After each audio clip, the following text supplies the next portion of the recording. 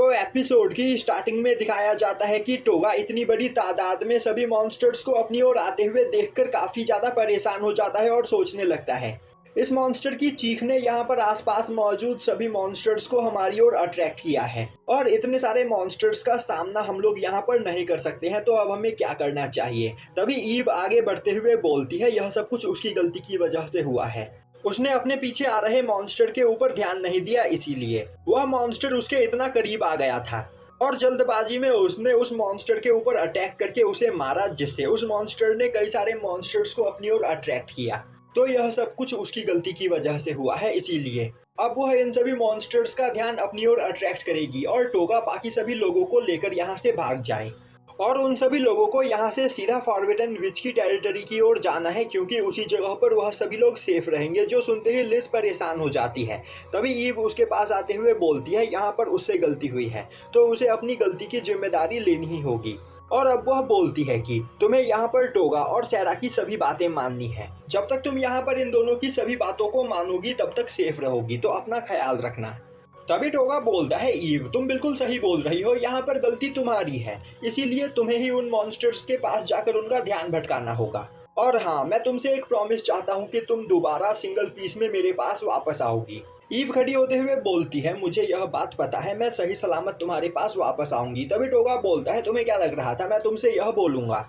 मुझे पता है कि तुम पावरफुल हो, पर इतने सारे मॉन्स्टर्स के सामने तुम नहीं टिक पाओगी और 1 मिनट के अंदर ही वह सभी मॉन्स्टर्स तुम्हें मार देंगे, जिसके बाद वह हमारे पीछे आएंगे। मुझे पता है कि तुम यहाँ पर अपनी गलती की रिस्पॉन्सिबिलिटी लेना चाहती हो, पर अगर तुम उन मॉन्स्टर्स का ध्यान भटकाने के लिए गई तो तुम भी यहाँ पर मारी जाओगी और वह सभी मॉन्स्टर हमारे पीछे भी आएंगे। इसीलिए मैं चाहता हूँ कि तुम सैरा और लिज को लेकर फॉरबिडन विच के एरिया में जाओ। तब तक मैं, पिगीमारू और स्ले इन सभी मॉन्स्टर्स का यहाँ पर ध्यान भटकाने की कोशिश करते हैं। और तो और मेरे पास यहाँ पर कई सारे स्किल्स हैं जिनका यूज करते हुए मैं उन सभी मॉन्स्टर्स से बचकर निकल सकता हूँ। तभी ईव बोलती है वह टोगा को ऐसा नहीं करने देगी, क्योंकि अगर टोगा ऐसा करता है तो उसकी जान को खतरा हो सकता है। टोगा बोलता है मैंने तुमसे प्रॉमिस किया था कि मैं तुम्हें और लिज को फॉरबिडन विच तक पहुंचाऊंगा, तो मैं यहाँ पर बस अपना प्रॉमिस पूरा कर रहा हूँ। और अब वह अपने बैग के अंदर से एक साउंड स्टोन को बाहर निकालते हुए उसे फ्लाई किंग के मार्क्स में सेट कर देता है और बोलता है यह साउंड स्टोन मेरी आवाज को काफी ज्यादा बढ़ा देगा और फिर मेरी आवाज को सुनकर सभी मॉन्स्टर्स मेरे पीछे आएंगे और इस मौके का फायदा उठाते हुए तुम तीनों यहाँ से भाग सकती हो। और यहाँ पर हमारे सरवाइव करने का इससे अच्छा कोई दूसरा रास्ता है ही नहीं। और तो और मैं तुम्हारा लीडर हूँ, तो यहाँ पर तुम्हें मेरी बात माननी ही होगी। अब यह सुनते ही ईव टोगा से माफी मांगती है। तभी लिज आगे आते हुए टोगा को थैंक्स करती है। टोगा बोलता है तुम्हें मुझे इतनी जल्दी थैंक्स करने की कोई जरूरत नहीं। जब तक तुम फॉरबिडन विच के पास नहीं पहुंच जाती हो तब तक तुम्हें मुझे थैंक्स करने की कोई जरूरत नहीं।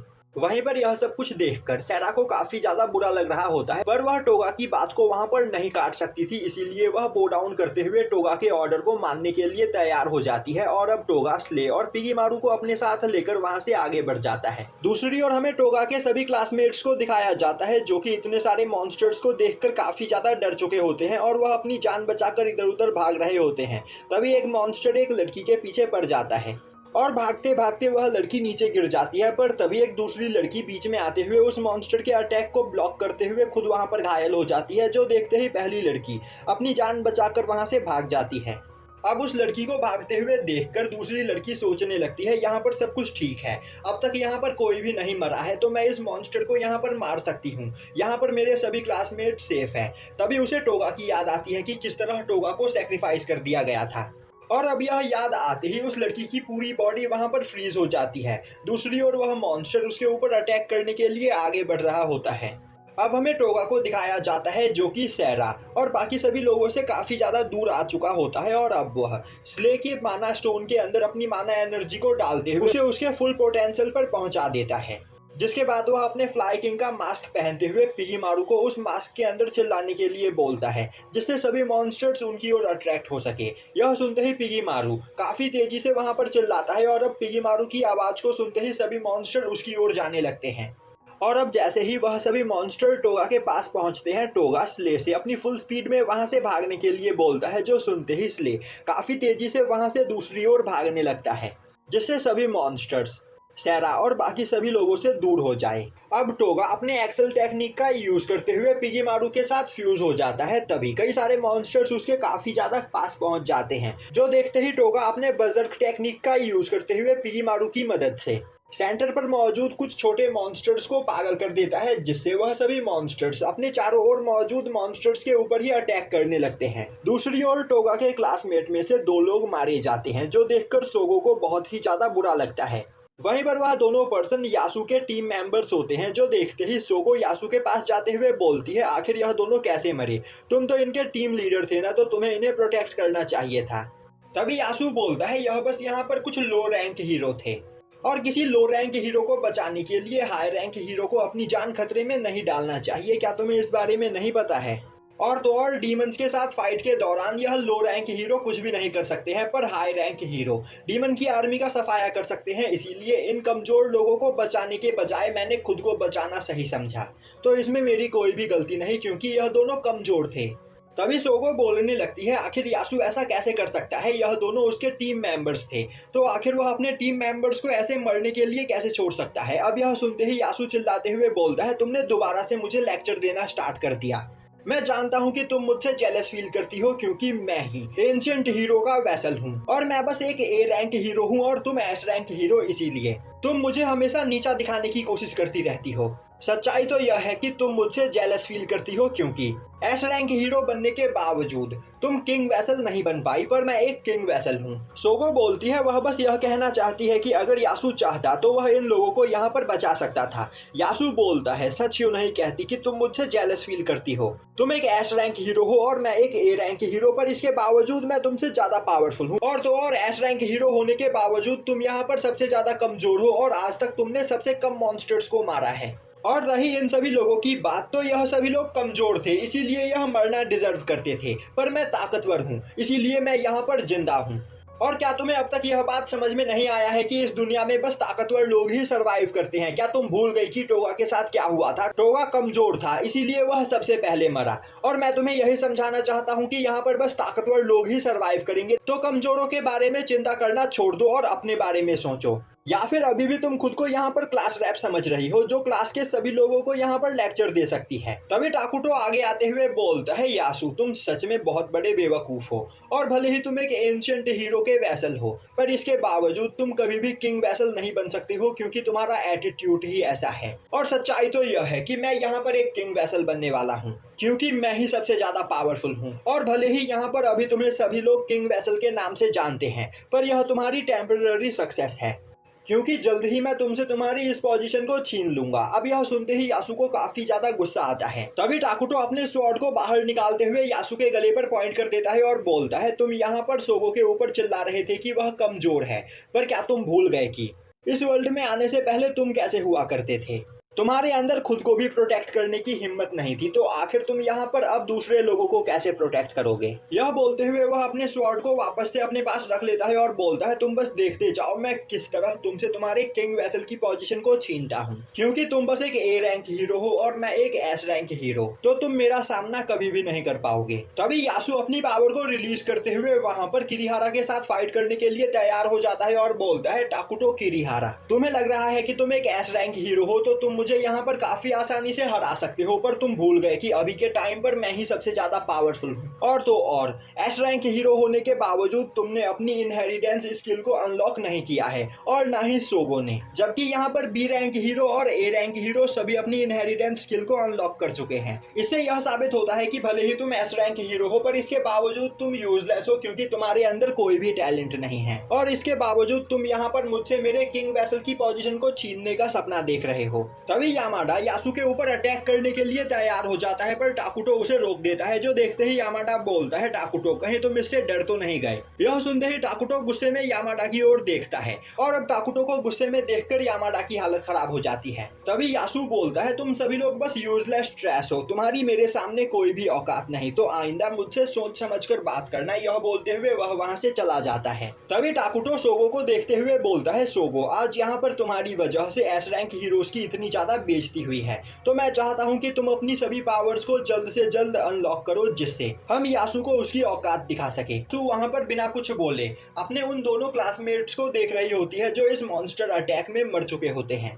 तभी टाकुटो चिल्लाते हुए बोलने लगता है, मैं टाकुटो किरीहारा ही असली किंग वेसल हूँ और मैं यासु को मारने के बाद यह यहाँ पर सभी लोगों को साबित कर दूंगा। यह बोलते हुए वह भी वहाँ से चला जाता है। तभी एक लड़की सोगो के पास आते हुए उससे बोलती है कि यहाँ पर काफी टाइम से बर्डी को किसी ने भी नहीं देखा है। जो सुनते ही सोगो और भी ज्यादा परेशान हो जाती है। दूसरी ओर हमें एक केव में लिज, सेरा और ईव को दिखाया जाता है। तभी ईव खड़ी होते हुए बोलती है वह टोगा को ढूंढने के लिए जा रही है। उसे पूरा यकीन है कि टोगा अभी भी यहाँ पर जिंदा होगा, क्योंकि वह अपने स्लीप स्पेल का यूज करते हुए सभी मॉन्स्टर्स को सुला सकता है और उन सभी मॉन्स्टर्स को सुलाने के बाद वह वहाँ से भाग निकला होगा। पर टोगा यहाँ पर पिछले कई दिनों से सोया नहीं है, जिस वजह से फाइट के बाद अपनी एमपी खत्म हो जाने की वजह से वह कहीं पर बेहोश हो गया होगा। इसीलिए मुझे उसके पास जाकर उसे ढूंढना होगा। सेरा बोलती है, पर आखिर इस जंगल में तुम उसे ढूंढोगे कैसे? ईव बोलती है, उसके कान काफी ज्यादा तेज है और तो और बेहोश होने के बावजूद टोगा स्ले के साथ होगा तो वह स्ले की आवाज को सुनकर उस तक जल्दी पहुंच सकती है।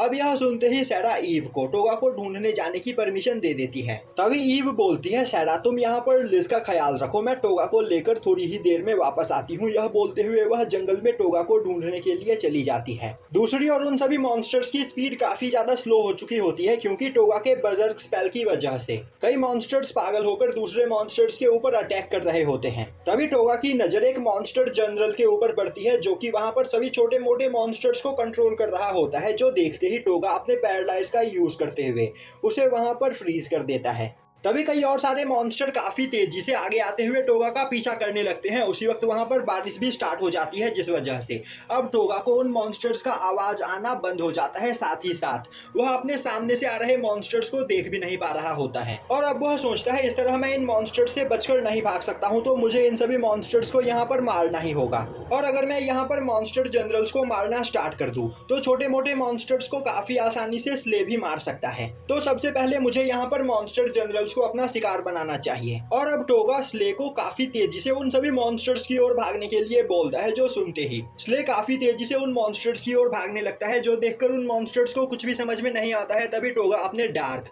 पैरालाइज और स्लीप स्किल का यूज करते हुए लगातार उन सभी मॉन्स्टर्स के ऊपर अटैक करने लगता है। अब इससे उसकी सभी एमपी काफी तेजी से खत्म होने लगती है।